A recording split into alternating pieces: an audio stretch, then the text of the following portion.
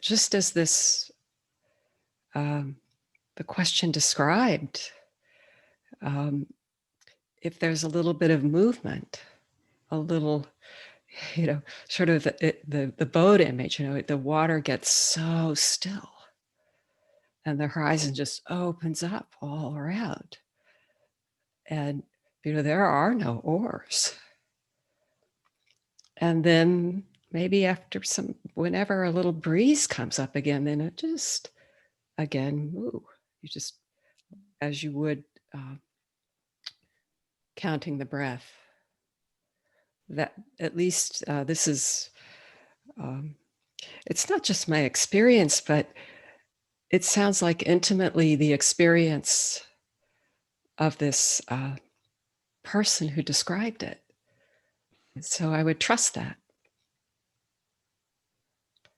And if you want to explore it, what's it like to, sort of hold mu in that space? Let that be just one reality.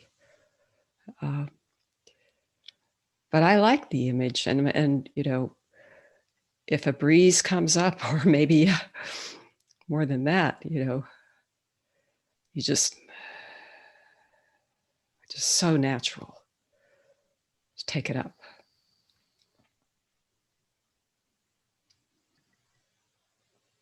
Henry? Oh, that was lovely listening to that, Valerie.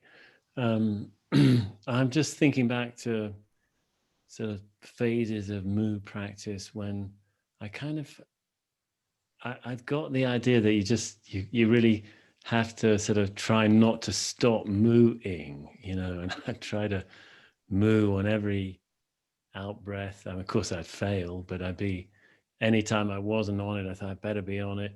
Mm-hmm. And often that was because of, mostly, of course, that was because of thoughts coming up and carrying me off. And I'd realize that, oh, yikes, better get back to moo. But there were times when things got still and clear, when, I felt like I was sort of, floating in some kind of sort of clear state, clear awareness or something. And it at those times, it didn't feel necessary to actively be mooing on the exhales, which anyway would have become very slight and silky at those times. But I would try to anyway, because I thought, well, that's what the practice is. And sometimes I kind of wish I'd heard, well, I would have benefited from hearing what you just said back then, and from what this question was asking, which is, I think, Val, if I got it right, you're sort of saying in the depths of mu practice, there are times when you may not be actively sounding or hearing mu, but it's still present anyway. Did I get that right? Yes. Yeah. Yes. Yeah. And the standard teaching is put in various ways, but never let go of your mu. But what does that really mean? I mean, sometimes it does feel like you're hanging under the, the sail and the breeze, and and that's mu. But I mean, it's not. This depths of mu. They don't have to hang on to it, but it's deeply there. Yeah. You may hang on more when you're tossed around in the storms of thought and feeling. Sometimes it can help to get you through the storm, right? Yes.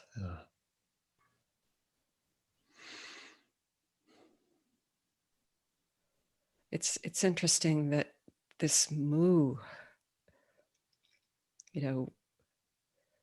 we feel tossed about, and then we feel so still, so open, so spacious. And it's just mu. Just mu. Like all of it is mu, yeah? Yes. Yeah.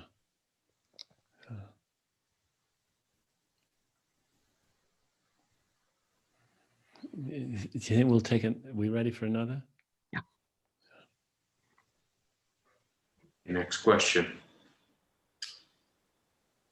Considering the ineffability of Kensho and the limitations of language in describing these experiences, is there a point where listening to lecture and reading books on Zen can be counterproductive to our practice? For example, encouraging too much intellectualization and conceptualization.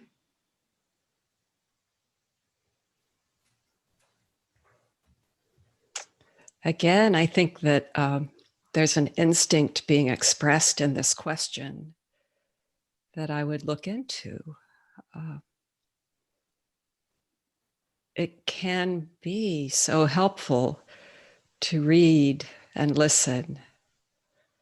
And it can set us on a track to sort of think, well, that's the practice. No, you know. I noticed that someone asked a question that we'll, I think, come to about this wonderful Fukan Zazengi of Dogen. And, you know, that's about Zazen, but this question just sort of came up, this instruction to set aside, you know, all intellectual pursuit and all, I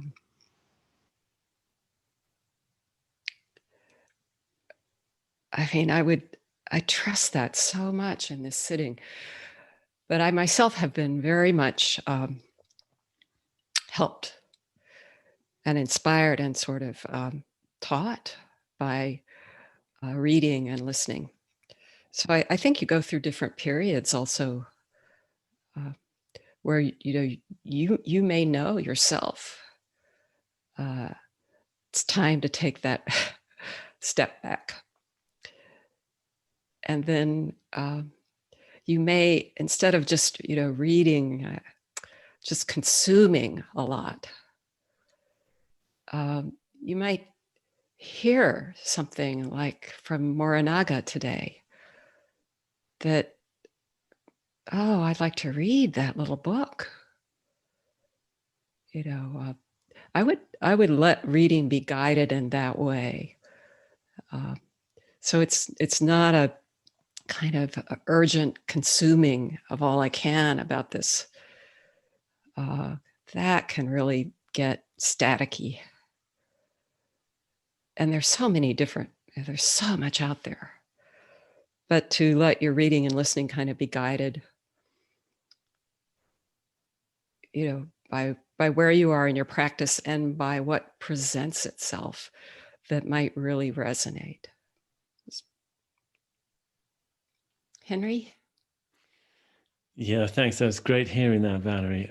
I think the only thing I might add would be just the point of whether what you're hearing or reading encourages you to practice, or does it almost seem like a surrogate substitute for practice? Yeah, that's true. If it's encouraging practice, great, go and practice with it, fueled by it. But if it's like, it can almost be a form of resistance to practice. Mm-hmm. I mean, I'm speaking personally. I think I've noticed that in myself when I'm slightly reluctant to get on the cushion. And but I'll read this book, because the real teaching is only on the cushion, or is only in doing the dishes, is only in walking, is only in living, including sitting. That's where the real teaching is.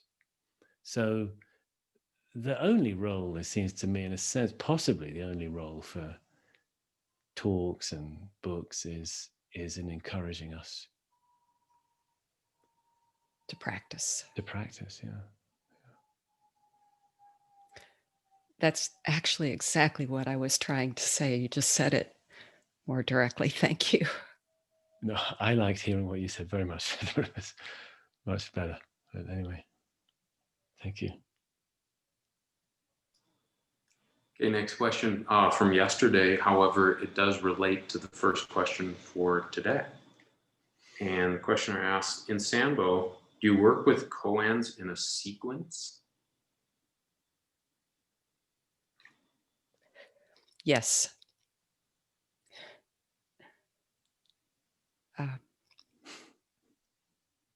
There's a very clear, what Henry has sometimes referred to as curriculum. The only, to begin with, the most sort of widely, the gate to this mu that Henry spoke to us, is speaking to us about. That is a very common beginning, but there are others in the beginning. What is this? Who am I? Who hears? There may be some real variety in the very beginning. Once in Sambo Zen, once the student has an opening, then there is really a beautifully prescribed, sort of order to the koans, these miscellaneous koans first, checking questions. If it's mu, the checking questions around mu, then the miscellaneous koans, then the Gateless Gate or Mumonkan, the Blue Cliff Record, the Hekigan Roku, the Shoyo Roku, the Book of Equanimity, Transmission of Light, Denko Roku, the Goi, these beautiful verses from Tozan and precepts, etc. Within that, it might be that a student comes to, there's sort of you really do work, you practice with one koan until there's something about it that's very really clarified. It's put to rest. But you're never done. So even though you move on, so to speak, to the next one, at any time you could go to that, any one of them. Any one of them is a koan for a lifetime. And sometimes it'll happen that something will come up in one koan that might take you back to one, and then, sort of loop back and connect. But it's a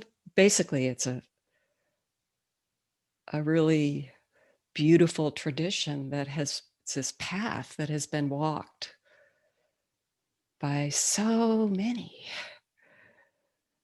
And there's it's sort of likened sometimes to, a mountain, this journey. And there's a uncanny, for myself, but also student after student, kind of first a sense of the order of the koans.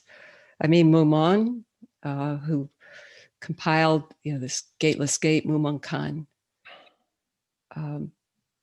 said he didn't put them in any particular order.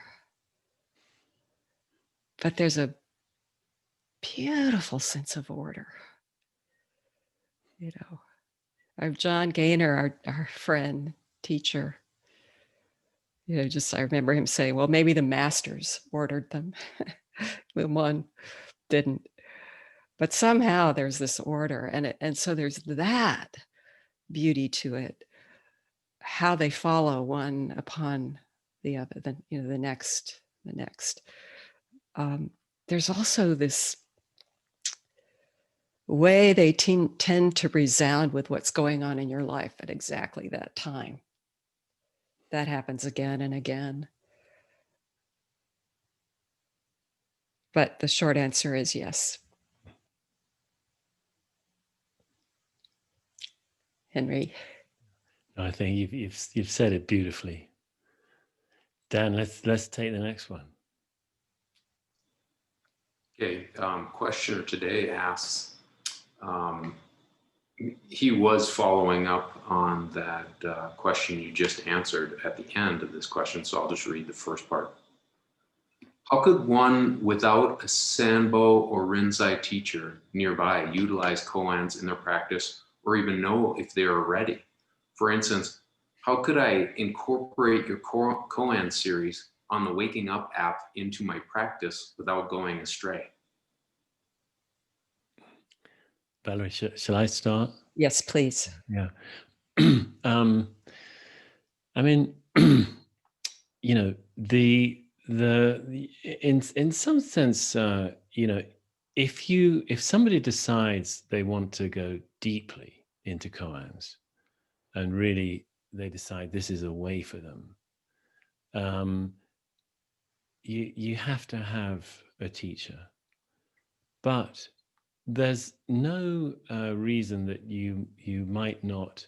I mean, these books are published, you know, and have been for over 1,000 years. These collections. There's no. Some of them come out of the early sutras anyway, so they're 2,000 years old, you know, more. There's no reason you can't pick one up and see what happens. Wei Nung, the sixth Chinese ancestor, heard a line from a sutra that subsequently has become a koan in Sambo Zen and other schools, that he just happened to hear out of a sutra, and it was very helpful for him, you know. And so we can, I'd say, before we engage with a teacher, it just may be interesting and helpful to our practice. And so but if you want to really train with them, it seems that you need a teacher to lead you through. And I think that's how I would put it. What do you think, Valerie? Is that fair Yeah. enough? Yeah. Yeah, I can't imagine. I mean, I've known, you know, really serious people who are so drawn to this, who will read, well, you know, these books of koans and the commentary, and they can spark something for sure. But to do the training, the practice, to walk the path, you just have to have a teacher. Someone reached out to Mount Cloud, as many people do, understandably. But what brought this to mind was this person who was just sitting on their own and kind of finding a way into a practice, heard the phrase, or perhaps read it, "one bright pearl," and burst into tears. You know, just this, something was touched at the heart. But that was enough to make this person email Johanna. What do I do with this? You know, and it just makes me so grateful for Mountain Cloud. You know, that and not only there are places, but that there's an opportunity, you know, to be accompanied on this path. But I do think you need that for koan training. Yeah, I was just remembering that Yamada Ryoan Roshi, the international abbot of Sambo Zen, likens Zen teachers to Sherpas, right? Have you heard that, Valerie? Yes, I love that image. And guides, you know, it's your own mountain, or it is, you know, yeah, it's not the teacher's mountain at all, you know, and it's your practice, your path, and your gait, your trek, your hike, your pace. yeah. But it's helpful to have a guide, you know.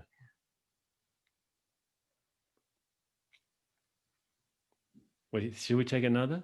Mhm. Okay, next question actually starts with a comment and then the question. I enjoyed hearing Harada Roshi's words on just sitting, with the mind as taut as a bowstring at all times. Could you speak about the backward step, turning the light inward to illuminate the self? Give us the feel of how to do that effectively. Thank you.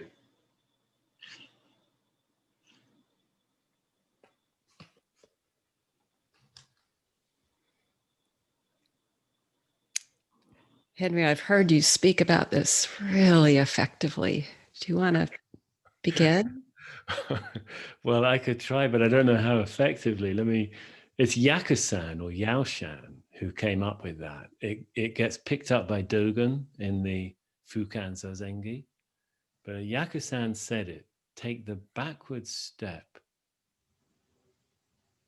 Was it in the, actually, isn't it in the bit about non-thinking? Is that I where? believe it is, yes. Yeah. The monk asks or the student asks something like, how do you do meditation, right? Have I got that right? I associate those, yes. Yeah. And then Yakusan or Yaoshan answers, he answers non-thinking. And then the student says, what's that? Or how do I do that?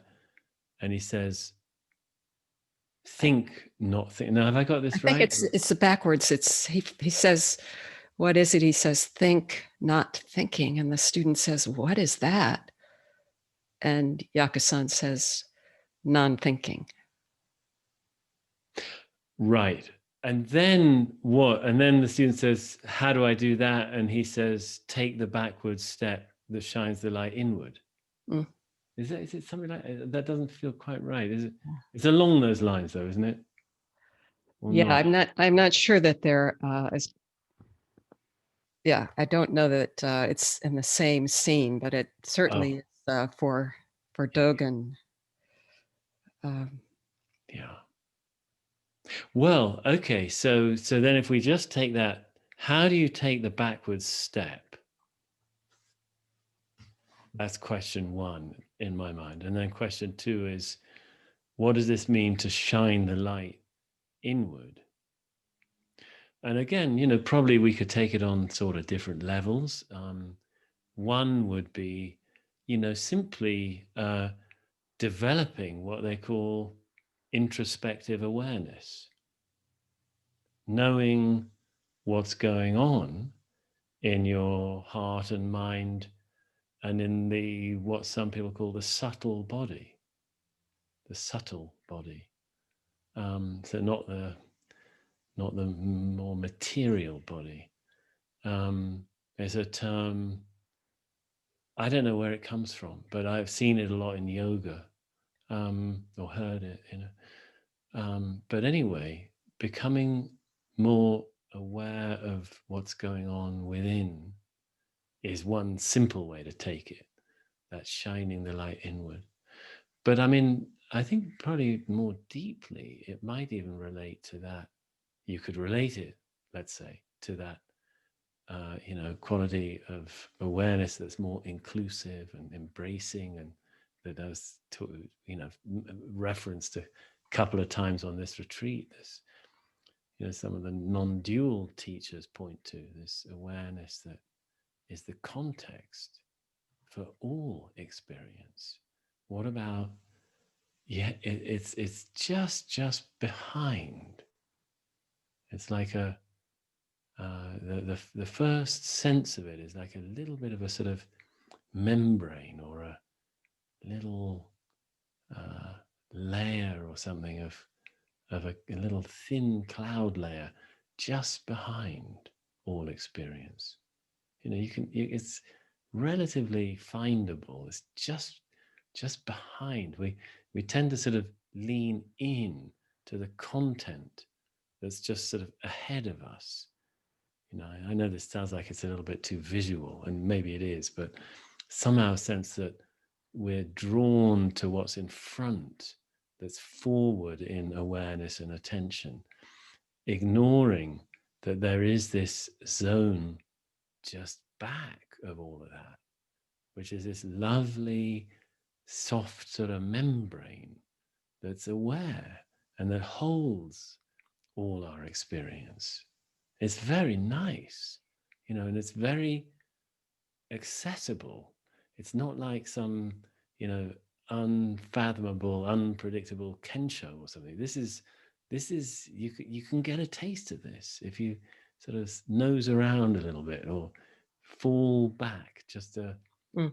tiny little back step. There it is. This beautiful. I mean, at first it just feels a bit fuzzy, but if you give it a bit of time, you realize it's actually, oh, this is a kind of awareness that's been here all along, that doesn't deal in time, it doesn't deal in fixing, solving.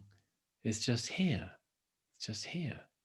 So I don't know that Yaku-san was referencing that either, but that's just a couple of ways you might take it. Now how about you, Valerie? Yeah, I really enjoyed that. It's evocative. I also, in this sort of simpler way, when you're guiding us, you often will invite watching the breath from just a distance. I remember once you likened it to um, being in the woods, which is fitting here on our journey, mountain journey, this trek, but coming upon a clearing, a small clearing, and there's a wild animal sleeping there, maybe hibernating, and just standing at the edge, watching it breathing. I mean, this is one of, you let us in once like that, and it evoked for me that sense of this backward step, that little bit of distance.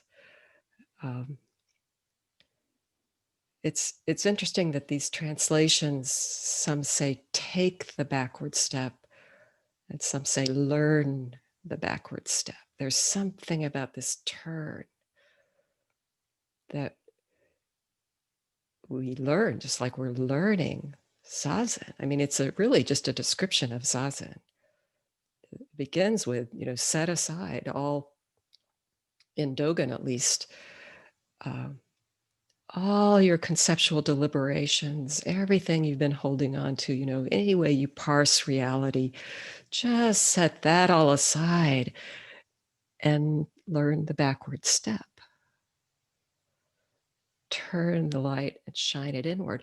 And yeah, that awareness, there's also a sense when you make that turn, it can happen this inside outside.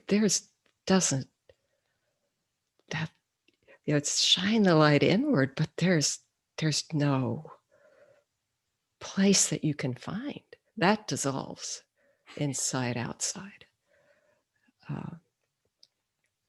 And sometimes when I hear this, I also imagine, sometimes experience it, but it's like, it's as though this sitting is like an image just being projected onto that blank screen. Ryon Roshi loves that way of describing reality, just an analogy for what is our life. It's like this projection onto a blank screen. And we've talked about this before, where, to really get that and then to turn around. It's another way of turning around and realizing there's no projector. It's another kind of turn. Yeah, beautiful. Yogananda uses that metaphor as well in his book, Autobiography of a Yogi. He said the purpose of life is to turn around and see the beams of the projector, so no longer be entranced by the movie on the screen. But it reminds me also, doesn't Baswe in those talks that are in the 3 pillars of Zen, doesn't he talk about looking back to find the absolute subject? Huh. Keep looking back, finding the absolute subject. Yeah. You know, about which nothing can be said. Yeah.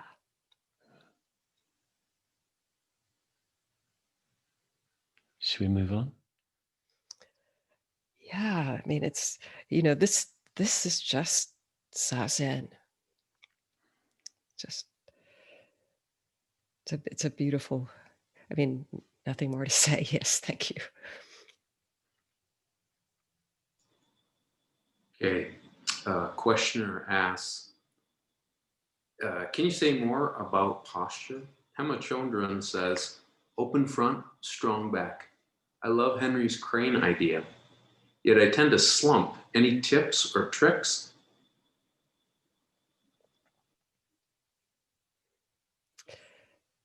I saw that question pop up, and the one thing I wondered about,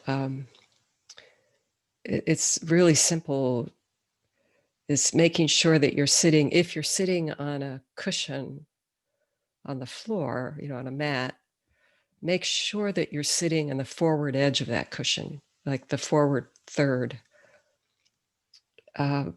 If you're sitting more directly on top of it, that can lead to a rounded back.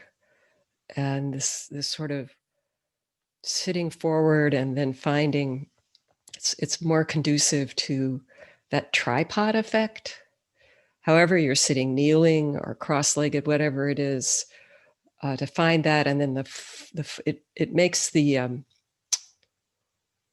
hip naturally roll forward a little if you're on that forward edge, and that will make the natural curve in the lower back open up, and then the slumping is more naturally not where you're starting, at least. And yeah, it's great to notice it. And it's so supportive of this deepening stillness and practice to have the kind of posture that Henry's inviting us into at the beginning of these guided sits. So, if I notice that I'm a little distracted, I might make a slight adjustment, especially that upward draft, just checking. But there is also a time when sitting can be so absorbed that I would say just let yourself slump in those times. Generally, I think it's really lovely to explore a balanced, free, upright posture. Henry? I couldn't agree more. And I don't know that I've got anything to add. I like you, I would probably see if, just checking that lumbar arch, even if it's very slight, it's just got to be enough, because it only has to be a tiny bit of a lumbar arch, but just a little bit for most of us is necessary to create the natural internal strength of the back. And I wonder whether, when Pema Chodron's saying a strong back, I wonder if she's referring to that. I doubt she's wanting us to get all tense in the back. I think its natural strength is there if there is that little bit of, that natural, curve in the lower back. And I think if that's not there, it's liable to become a slump, a slouch, a sort of curving the wrong way, you know. I mean, for some of us, that's how our backs are right now, you know, and we can't do a lumbar arch, but that's relatively rare. So, yeah, thanks, Valerie. Yeah, I would like also to just affirm that, you know, there are people who have very deep, focused zazen who just can't, even in a chair, you know, find that kind of balanced, fully relaxed, fully alert, you know, where there's something about the body that they need to, you know, allow for and work with. And so, you know, people have found different harnesses or different systems of support, and that can be so effective. So I, you know, especially in the West, where we don't, from age one, sit in full lotus on the floor, like just to play dice or something, you know, we don't. So while I think this posture is so helpful, such a deep support for sitting and for focus and concentration, for the liveliness of sitting, all of that can happen, even you know, without, if the body needs to have allowance. So I'd really explore it. What does the body need for this, you know, balance between ease and alert, fully alert? Yeah, yeah. Yeah, and actually, if I may, Valerie, just picking up on another point you made earlier, I totally agree. Like if you're in deep absorption, don't be micro adjusting, thinking you got to get back into some perfect posture. No, just roll with it as it is. It can be a hazard to be sort of over adjusting. It can, you know, make it harder to get deeper in our sitting. Yeah. Okay, next question. Kind of related to 2 questions ago, tenuously. What is the ego? Is it our attention so captured by the movie that we forget we are the screen, i.e. awareness? And how to dissolve this false identification? By redirecting our attention to the awareness, i.e. the screen, hence remembering who we really are?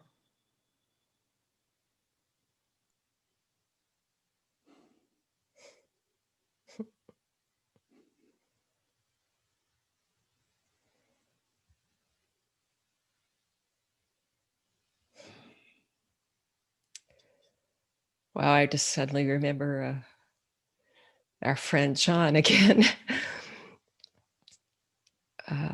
Years ago, I was working with a student who was really intent on just, you know, cutting this ego off at the knees, getting rid of the ego. And I happened to have this lovely opportunity in the middle of that to spend time with John and talking about, he said, you know, I don't find it that helpful to talk about the ego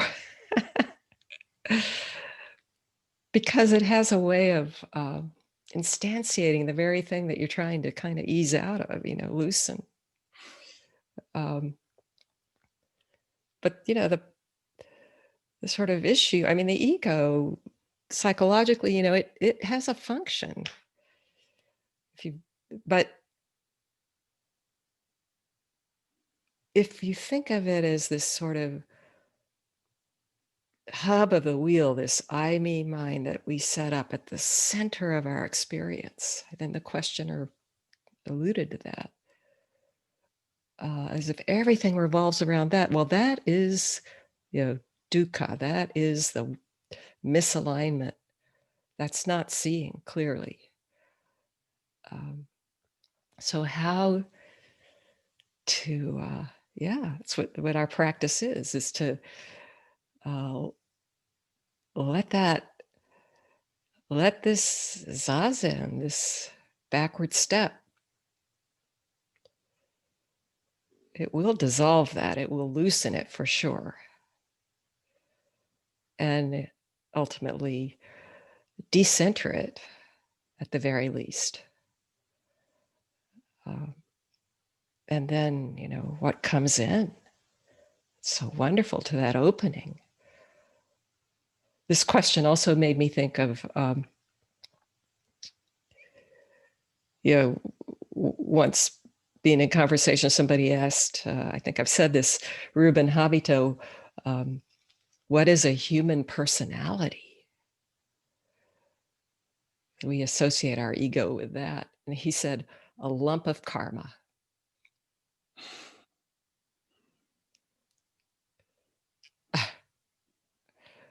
It's just so perfect. What a beautiful lump. Exactly. Yeah. A lump of causes and conditions and effects. It seems like, any idea of sort of getting rid of the ego, isn't that the ego? Mm-hmm. I'm going to get rid of this thing. Yes. Exactly. Yeah. Yeah. I mean, I remember once Joan Rick Roshi, I was sort of, I guess I can't quite remember, but I was talking to her I was sort of complaining about my ego in some way or other, I guess. And she said, you have to just hug it, love it to death.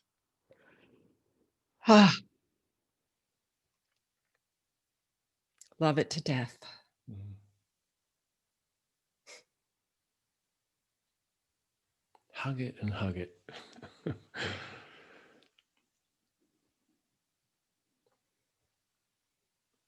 Yeah, because then there's just this undefended quality. It's so disarming. This love. That's all. And somehow this thing we call ego feels like there's not enough of that. So flooded. Absolute capacity. Yes. And don't let it be a problem, because it loves solving problems. Seeing problems and trying to fix them. Yeah. That's where you're teaching of allow. There's just nothing that doesn't belong, nothing that's unacceptable or outside of this in any way. Yeah.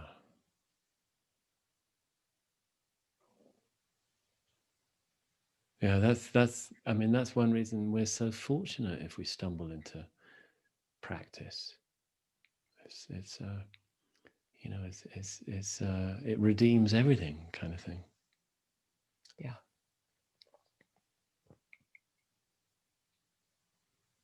Yeah. Nothing wasted, nothing lost.